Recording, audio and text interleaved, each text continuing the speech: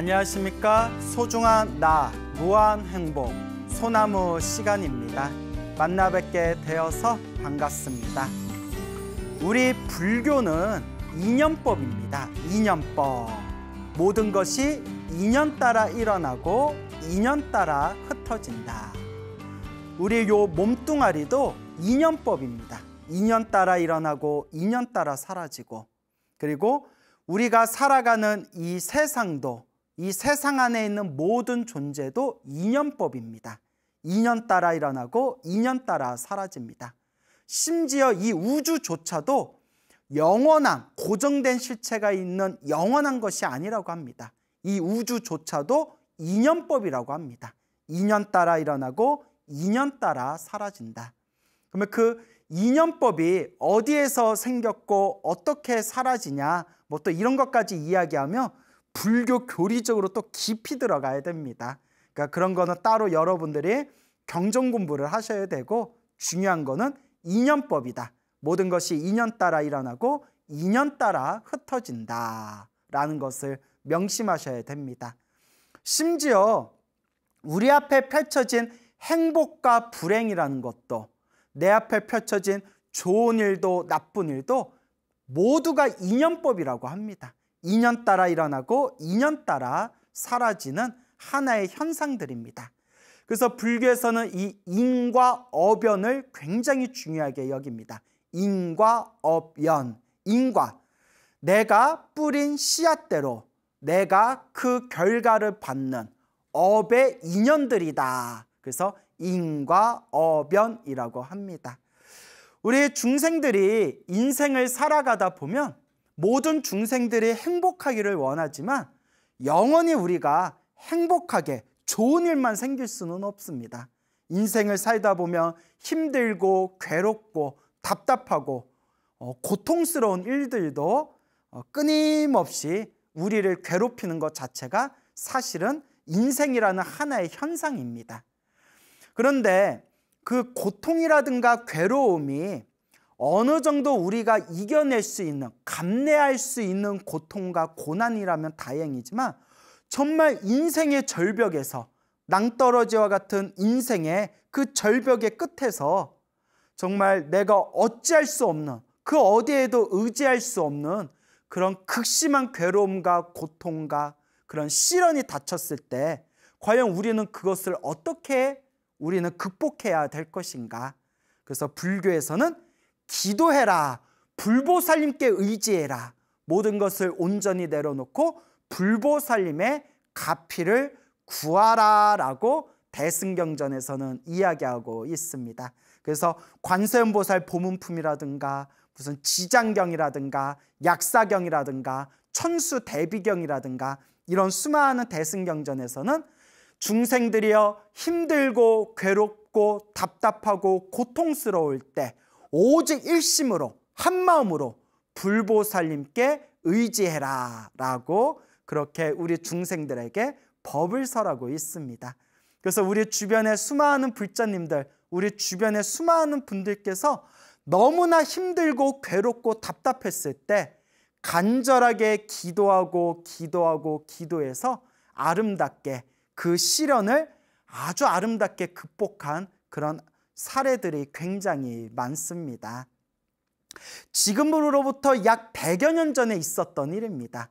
지금으로부터 한 100여 년 전쯤에 저 충청도 논산에 가면 논산에 보명사라는 사찰이 있다고 합니다. 논산에 보명사라는 절이 있는데 그게 이제 자료에 보니까 1910년도에 이제 창건된 절이다라고 돼 있더라고요. 그 보명사를 창건하신, 그 보명사를 지은 스님께서 자명스님이라는 분이었다고 합니다. 자명스님. 근데 그 논산에 있는 보명사가 있는 그 땅이 원래는 그곳에 이제 살고 있는 강시문중, 성이 강시인 강시문중의 땅이었다고 합니다. 근데 그 강시문중에서 아마 이제 불교 신자였나 보죠. 그 허락을 해줘가지고 강시문중이 소유하고 있는 산에다가 이제 보명사라는 절을 짓게 되었나 봅니다. 그래서 이 자명스님께서 이제 절을 짓게 해준 강씨 문중이 얼마나 고맙겠습니까? 그래서 간혹 가다가 한 번씩 그 강씨 문중의 종손인 그 강태희라는 처사를 이렇게 한 번씩 찾아가서 인사를 했나 봅니다. 근데 그 강씨 문중이 굉장한 부자였다고 하는데 뭐 운때가 안 맞았는지 집안이 크게 몰락을 했다고 합니다.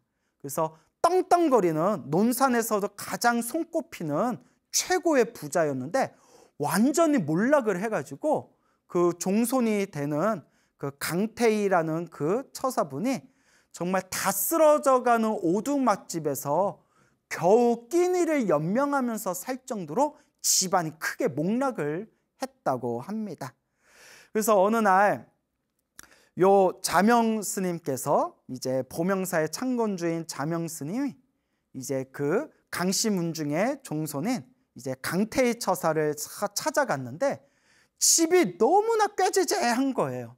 그 집안이 완전히 몰락해가지고 너무나 꾀죄죄하는데 요 이제 그 재산을 모두 다 이제 잃어버린 충격 때문인지 그 스트레스 때문인지는 몰라도 요 강태희 처사가 쓰러져가지고 그 다 쓰러져가는 오두막집에서 그 너무나 몸이 병이 심해가지고 항상 매일 누워있고 그나마 부인 되시는 분이 떡 장사를 해가지고 우리 떡 사세요, 똑 사세요 그 있죠? 떡 사세요 라고 있지 않습니까? 죄송합니다. 이거 심각한 얘기인데 웃어가지고 뭐 어차피 해피엔딩이라서 그냥 좀 웃었습니다.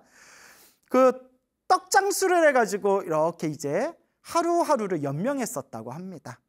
근데 이제 자명스님이 그 다 쓰러져가는 오두막집에 딱 왔는데 막 기가 막힌 거예요. 야, 이렇게 논산에서 손꼽히는 부잣집이 어쩌다 이렇게 됐나. 그래서 이제 자명스님이 이제 찾아오니까 이 강태희 처사가 이제 자리에서 부스스 일어나가지고 이제 아유 스님 어떻게 여기 누추한 곳까지 오셨습니까? 이렇게 이제 대화를 나눈 도중에 이제 자명스님은 가슴이 너무나 씁쓸하고 아프겠죠. 그래도 요 강씨 문중에서 땅을 좀 도와줘가지고 요 산에다가 절도 지었는데 이 집안이 잘 됐으면 좋겠는데 어쩌다 이렇게 몰락했나. 그게 씁쓸하고 가슴 아픈 그런 느낌이 들지 않았겠습니까? 자명스님이 보다 못해서 처사님, 부처님께 귀의하고 이제부터라도 부처님께 의지해서 기도하십시오. 간절히 정성스럽게 기도하십시오. 정성을 다하십시오. 그러니까 그 강태희 강처사님이 가만히 듣다가 스님 하루하루 먹고 살기도 힘든데 저희가 정성을 올릴 여력이 없습니다. 저희가 무슨 정성을 올립니까? 너무 힘들어서 먹고 살기도 하루 밥 먹고 사는 것도 힘듭니다 라고 대답하더랍니다. 그러니까 그 강처사님은 아마 불교를 모르는 분들도 아마 그렇게 생각하는 분들이 있겠지만 정성을 보여라 하니까 물질적인 것만 생각했나 봐요. 물질적인 거. 사실 불교는 마음의 종교인데 그러니까 자명스님이 정성을 드린다라는 게 꼭 물질적인 걸 이야기하는 게 아닙니다. 간절하게 부처님을 의지하고 부처님을 공경하면서 간절하게 매일 기도하십시오. 간절하게 정성스럽게 기도하는 것이 그게 바로 불법입니다. 그러니까 매일매일 절을 하시고 부처님을 향해서 절을 하기가 힘들면 하루에 한 번이라도 좋으니까 일심으로 정성스럽게 간절하게 한 번만이라도 불보살님을 염불하십시오라고 이렇게 이야기했다고 합니다. 근데 이게 기도라는 게 평소에 기도 안 한 사람한테 갑자기 기도시키면 또 잘 안 되거든요. 그래서 제가 항상 여러분들께 소나무를 통해서 드리는 이야기가 그나마 전생에 복이 있고 착한 뿌리, 성근이 있는 사람들이 이번 생에 그래도 부처님 가르침을 딱 만나면 아, 내가 기도하고 업장 소멸하고 공덕을 닦아야 되겠다 이런 마음을 일으키지 업장이 너무 두꺼운 사람, 업보가 너무 두꺼운 사람들은 기도를 해야 하는데도 기도에 마음을 못 내는 사람들이 수두룩합니다. 그래서 불교에서는 그것도 업장이 두꺼워서 그렇다라고 이야기합니다. 보면 우리 주변에 업장 두꺼운 사람들이 참 많죠. 자, 어쨌거나 이렇게 기도하십시오라고 얘기를 하니까 이 강처사님이 처음에는 그냥 쭈삣쭈삣한 거예요. 그래서 이 자명스님이 보다 못해서 처사님, 여기 집의 환경에서는 기도하기가 좀 어려울 겁니다. 그러지 마시고 언제든지 우리 절에 오시면 제가 방 하나 내어드릴 테니까 우리 절에서 같이 기도합시다. 절에서 기도할 때 제가 옆에서 같이 염불하고 같이 기도해 드릴 테니까 그러지 말고 언제라도 좋으니까 우리 절로 오십시오라고 간곡하게 권유를 하면서 자명스님께서 이제 보명사로 돌아오셨다고 합니다. 그렇게 이제 몇 날 며칠이 지났는데 이제 그 강처사님이, 강태의 처사님이 그 절에 찾아왔다고 합니다. 그 이제 자명스님이 옳거니 잘 됐다 싶었겠죠. 그래서 이제 방 하나를 이렇게 이제 주면서 여기서 푹 쉬시되 대신 조건이 있습니다. 매일매일 관세음보살을 염불하십시오. 여기서 푹 쉬는 거는 좋지만 매일매일 아침에 눈 뜨면 저녁에 잠들 때까지 최대한 매일매일 관세음보살을 염불하십시오라고 간곡하게 이제 또 권유를 하게 됩니다. 그래서 이제 뭐 절에서 할 게 뭐가 있습니까? 매일 뭐 밥 먹고 자고 밥 먹고 자고. 그래서 스님이 가르쳐 주신 대로 매일매일 법당에서 혹은 방에서 혹은 답답하면 이렇게 앞마당을 거닐면서 계속 관세음보살 관세음보살 계속 염불을 했답니다. 그렇게 관세음보살 염불을 하면서 그렇게 몇 달이 지났을 때, 몇 달 정도가 지났을 때 정말 열심히 기도했나 봐요. 관세음보살 나름대로 이렇게 매일매일 정성을 다해서 관세음보살 염불을 하고 있었을 때 몇 달이 지난 뒤에 생생한 꿈을 꿨답니다. 이 강태희 처사가 어느 날 꿈을 꿨는데 절에서 어느 할아버지가 나타났대요. 어느 할아버지가 나타났는데 이 할아버지가 그릇, 물그릇 있죠. 물사발, 물그릇을 가져왔는데 물이 불구스름한 물그릇을 다 사발을 가져와서 어서 이거 마셔라 이러더래요. 그래서 그 불구스름한 물이 담겨져 있는 그 물을 이제 그릇에 받아가지고 꿀꺽꿀꺽 마시면서 잠에서 딱 깼는데 그 꿈을 꾸고 나서 너무 몸이 개운하더래요. 아주 몸이 개운한 느낌이 들더랍니다. 신기하다 이런 생각이 들겠죠. 근데 여러분 이제 뭐 평소에 이거 우리 소나무에서 자주 이야기하지 않았습니까? 하도 이런 얘기 많이 해서 이제 귀가 딱지가 붙을 거예요.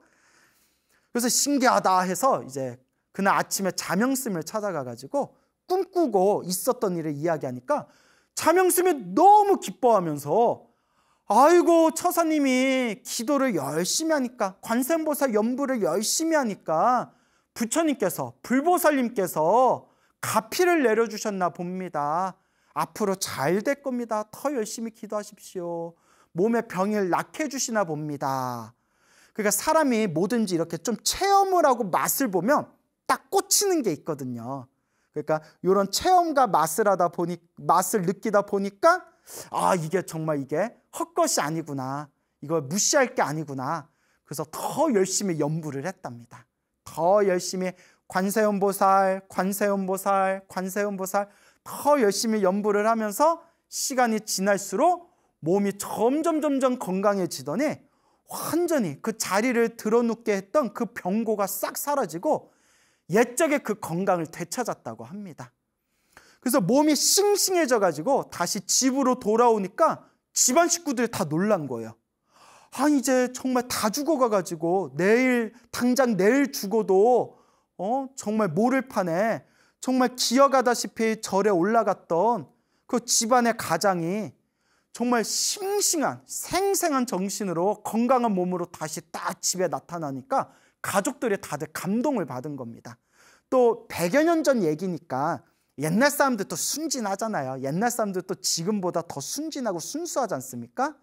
그 절에 가서 염불을 해가지고 몸이 건강해진 그 아버지, 그런 남편의 모습을 보고 집안 식구들의 감동을 받고, 워낙 이제 순진할 때니까 감동을 받고 그날부터 온 가족들이 다 함께 열심히 관세음보살 염불을 했답니다. 왜냐?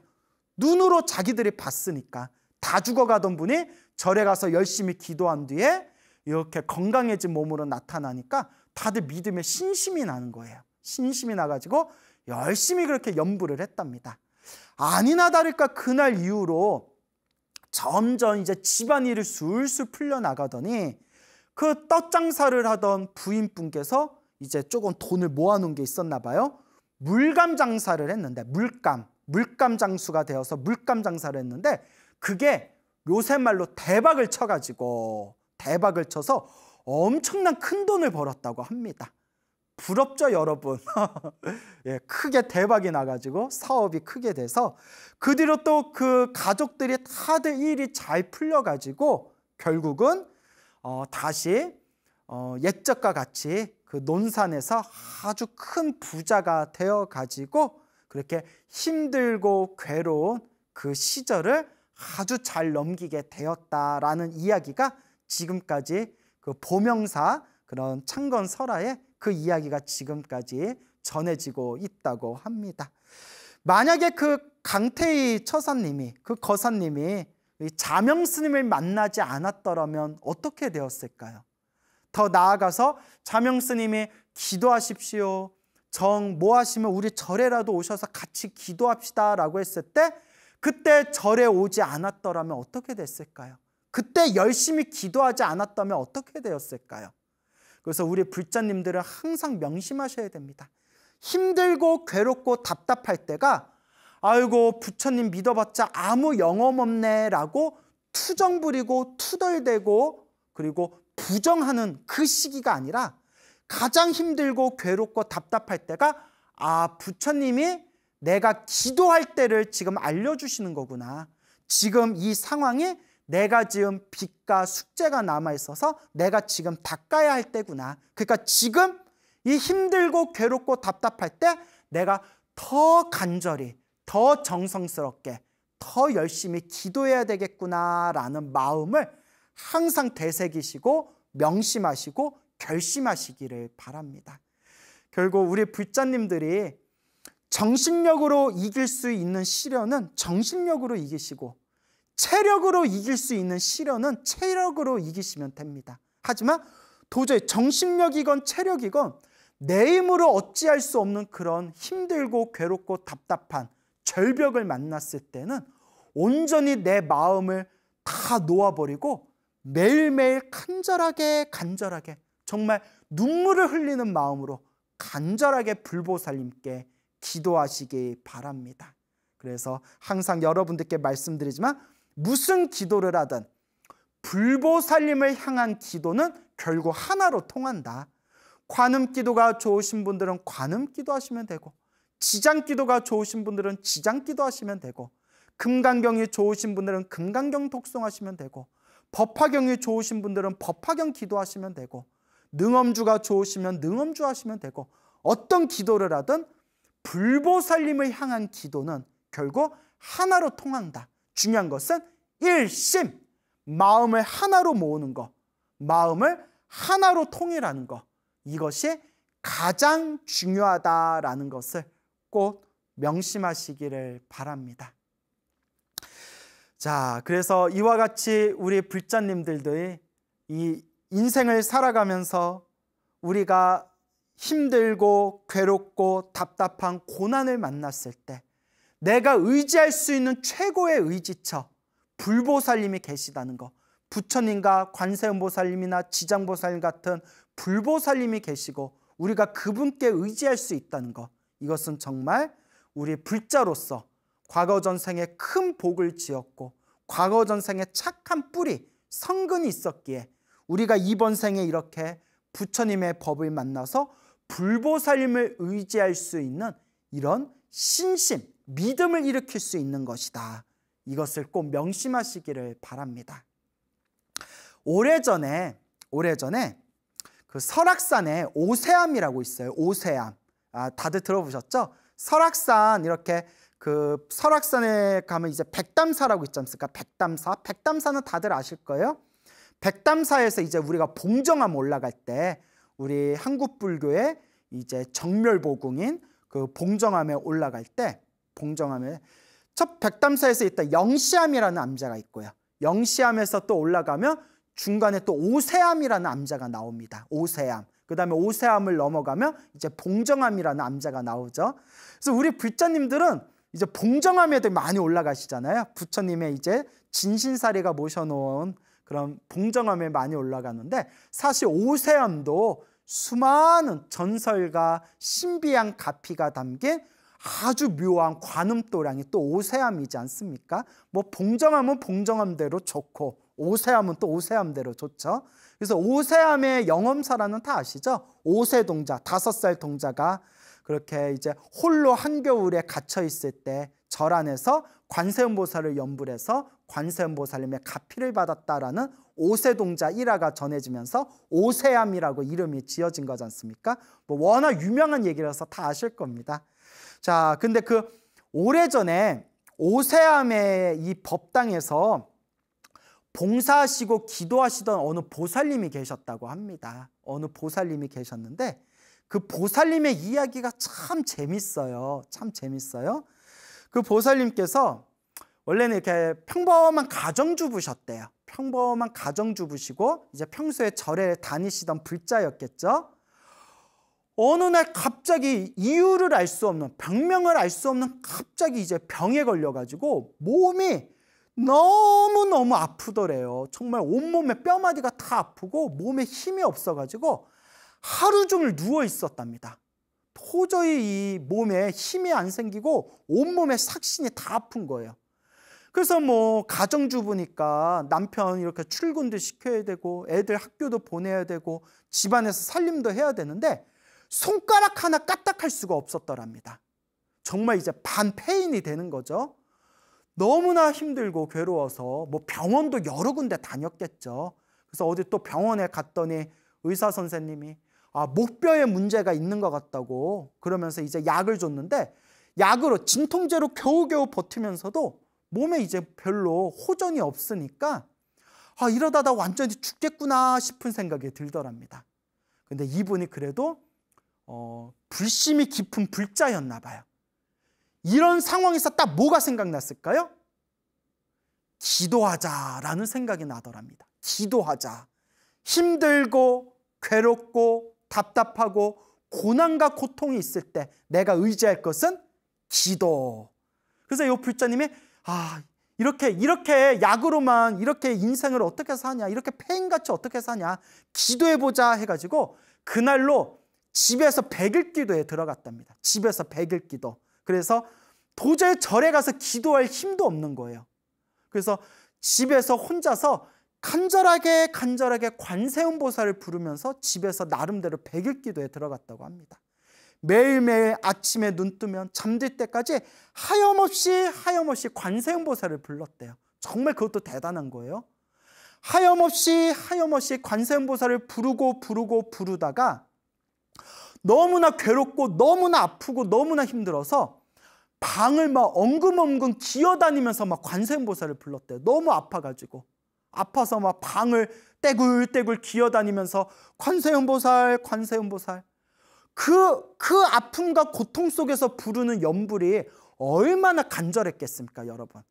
그래서 저도 개인적으로 경험상 너무나 힘들고 괴롭고 아플 때 기도가 잘 되더라고요. 솔직히 중생이라서 너무 힘들 때, 너무 아플 때 제발 저 좀 구해 주십시오 하고 밑바닥, 요 배꼽 밑바닥에서 저절로 그 간절함이 막 올라와요.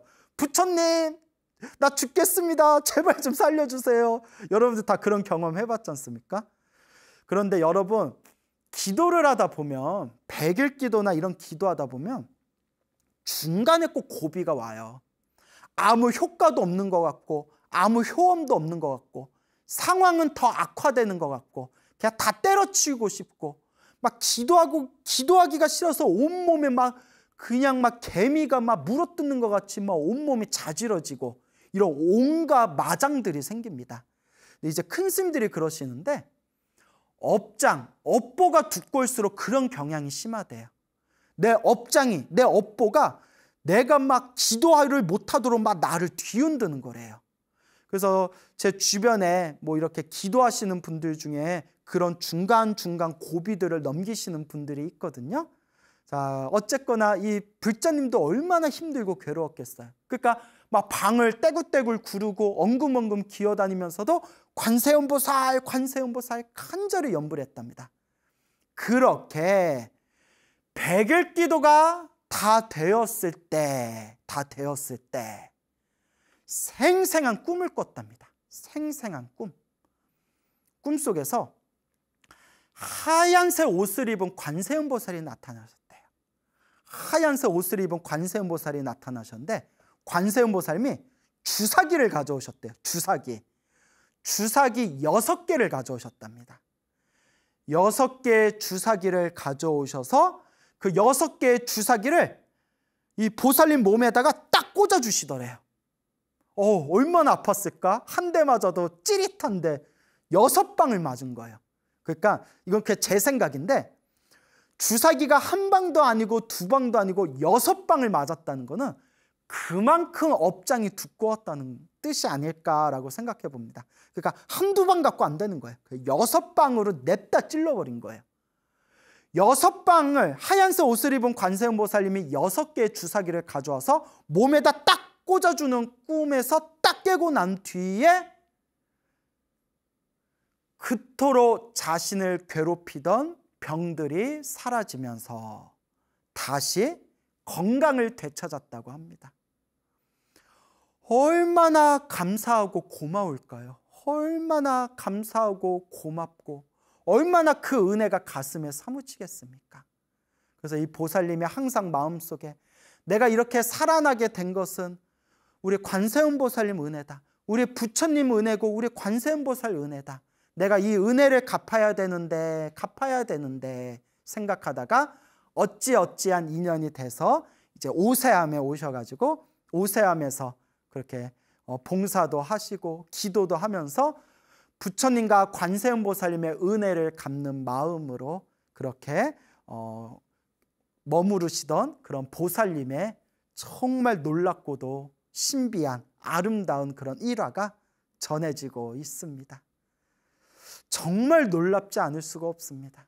그 간절한 기도의 힘은 우리들을 이 시련과 이 고통과 이 고난에서 극복하게 해줄 수 있는 강력한 가피의 힘을 우리들에게 주십니다. 여러분 기도하세요. 기도하셔야 됩니다.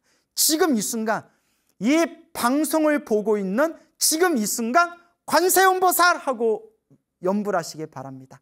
지장보살 하고 염불하시기 바랍니다. 나무 아미타불 하고 염불하시기 바랍니다. 바로 지금 이 순간이 기도할 때입니다. 1960년대에 있었던 일이라고 합니다. 1960년대에 있었던 일인데 그러니까 지금으로부터 한 몇십 년 전이죠. 그 합천에 해인사라는 큰 절이 있지 않습니까? 저도 이제 해인사에서 출가했는데요. 해인사 큰 절에서 이제 출가를 했는데 그 합천 해인사가 있는 그 절이 가야산입니다. 가야산. 가야 돼. 어딜 가야 돼? 해인사에 가야 돼 해서 가야산이에요. 죄송합니다, 여러분. 네, 제 말에 너무 신경 쓰지 마시고요. 그 가야산에 이렇게 수많은 암자가 있어요. 뭐 유명한 성철스님이 계셨던 백년암, 또 제가 존경하는 일타스님이 계셨던 뭐 지조감, 뭐 그리고 뭐 해암 큰스님이 계셨던 뭐 원당암, 뭐 해서 뭐 수많은 하여튼 암자들이 있어요. 엄청나게 암자가 많습니다. 거기에 이제 비구니 스님 암자도 몇 개가 있는데 그때 이제 금선암이라는 암자가 있어요. 비구니 스님들이 계시는 그 가야산에 금선암이라는 암자가 있었는데 그 금선암이라는 암자에 어느 비구니 스님이 계셨대요. 그러니까 1960년대에 있었던 일이에요. 그 비구니 스님께서 일이 있으셔서 대구에 가셨는데 대구에서 이제 일을 마치고 다시 이제 해인사로 돌아와야 되는데 그때 이제 옛날 덜컹덜컹 거리는 버스를 타고 이제 해인사로 오는 길에 그때 고령에 금산제라는 고개를 넘어야 된답니다. 지금도 있죠. 근데 옛날에는 정말 그 고개가 고령 그 넘어가는 금산제라는 그 고개가 정말 좁고 삐뚤삐뚤해가지고 정말 옛날 몇십 년 전에는 그거 차 운전해서 그 고개 넘어가기가 아주 그냥 그 골치 아픈 그 길이었다고 해요. 근데 그 버스가 거기를 이렇게 이제 올라가서 넘어가는 길에 뭐 길을 좀 잘못 들었거나 뭐 어떻게 잘못됐는지 버스가 그 고개에서 그 밑으로 몇 바퀴를 떼굴떼굴 굴면서 밑으로 꽝꽝꽝꽝 하고 버스가 떨어졌대요. 버스가 그냥 몇 바퀴를 막 뒤집히면서 그 고개 밑으로 떨어졌으니 얼마나 그 안에 많은 분들이 다쳤겠어요. 아우, 너무 안타까운 일이에요. 그래서 그렇게 이제 그 버스 안에, 차 안에 있는 많은 분들이 이제 크게 다치고 중상을 입고 그런 큰 사고가 났는데, 그 비구니스님도 그 버스 안에 갇혀가지고 같이 굴렀지 않습니까? 그럼 뭐 잠깐 정신을 잃었을 수 있죠. 그렇게 정신을 차려봤대요. 그거 막 여기저기 막 뭐 비명 소리도 들리고 신음 소리도 들리고 막 고함 소리도 들리고 그런 와중에 정신을 차려서 이렇게 봤는데 당신 몸에 상처 하나 없더래요. 상처가 하나 없더랍니다. 이게 웬일이냐, 이게 웬일이냐 하고 있을 때 어쨌거나 이제 막 구조대가 와서 또 사람들이 몰려와가지고 이렇게 이제 사람들 꺼내주고 구해주고 뭐 했겠죠. 그래서 이제 나중에 이제 밝혀진 이야기가 그때 버스에 타고 있던 사람들이 하는 얘기가, 어떤 분이 그 비구니스님을 가리키면서 와, 저 비구니스님 기억난다고, 자기 같은 버스에 옆에 있었는데 버스가 확 뒤집혀가지고 떼굴떼굴 구르는데 그 순간에 사람들이 막 비명 지르고 막 그런 경황이 없는 그 순간에도 저 비구니스님이 버스가 뒤집히는 순간에도 나무 아미타불 하고 연부를 하고 있더랍니다. 버스가 다 뒤집혔대 해도. 무의식 중에 나무 아미타불이라는 연불이 그 무의식 중에 생사가 왔다 갔다 하는 그 순간에 나무 아미타불이 저절로 터져 나오는 거예요. 이 이야기를 듣고 주변 사람들과 이 비구니스님께서 그때 버스가 뒤집혀서 떨어지는 그 순간에도 내가 연불을 놓치지 않았기 때문에, 그 순간에 그 간절한 연불 때문에 내가 이렇게 보호받을 수 있었나 보다라는 그런 이야기가 지금까지 그런 이야기가 전해지고 있습니다. 그래서 제가 항상 불자님들한테 드리는 이야기가, 여러분, 기도는 습관이 돼야 돼요. 기도는 습관이 돼야 됩니다. 연불은 습관이 돼야 돼요. 습관이 돼야 된다. 그래서 우리가 흔히 나무 아미타불 연불할 때 이런 이야기 하지 않습니까? 부처님께서 무량수경이라는 경전에서 48대원 48가지 아미타 부처님의 원력 중에서 하나가, 그 어떤 중생이 지극한 마음으로 믿고 죽기 전에 아미타불 10번만 불러도 내가 그 중생을 내가 극락세계로 내가 구제하리라, 극락세계로 내가 데려가리라 라는 내용이 나오지 않습니까? 그럼 사람들이 그래요. 그러면 뭐 죽기 전에 나무 아미타불 10번 채우면 되겠네? 근데 여러분, 그 죽기 직전에 나무 아미타불 연불하려면 평상시에 얼마나 연불을 많이 해야 되고, 그 죽기 직전에, 숨 끊어지기 전에 나무 아미타불 네 글자 아미타불이라도 연불하려면 얼마나 습관을 들여야 되겠습니까? 그리고 금방 그 비구니스님처럼 막 차 사고가 났을 때에도 나무 아미타불 연불할 정도가 되려면 얼마나 평상시에 연불이 습관이 되었겠습니까? 또 우리 주변에 많은 불자님들이 경험하신 일 중에 급박한 상황에 처했을 때, 뭐 어디에서 떨어졌다거나 뭐 교통사고를 당했다거나 이럴 때 자기도 모르게 관세음보살, 지장보살 하고 외쳤더니 몸이 크게 안 다치거나 하나도 상처 없이 사고에서 무사했다, 이런 영험 이야기가 많지 않습니까?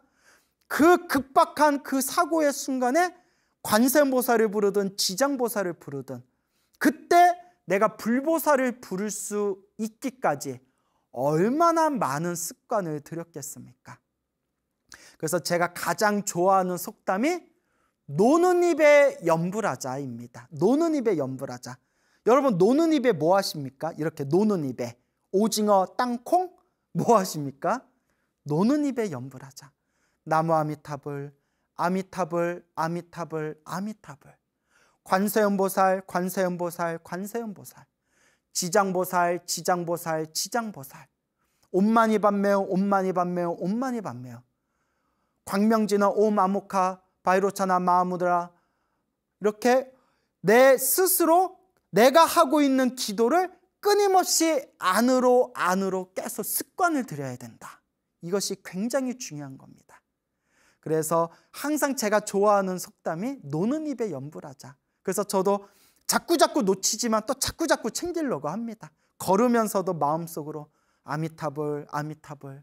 또 이렇게 뭐 무슨 일 있어서 왔다 갔다 할 때도 아미타불, 아미타불. 너무 피곤해서 누워있을 때도, 누우면 무슨 생각합니까? 누워서 뭐 예전에 같은 동네 살던 순이는 뭐 하고 있나? 우리 영희는 뭐 하고 있나? 뭐 이런 생각 하십니까? 누워서도 아미타불, 아미타불. 노는 입에 염불하자.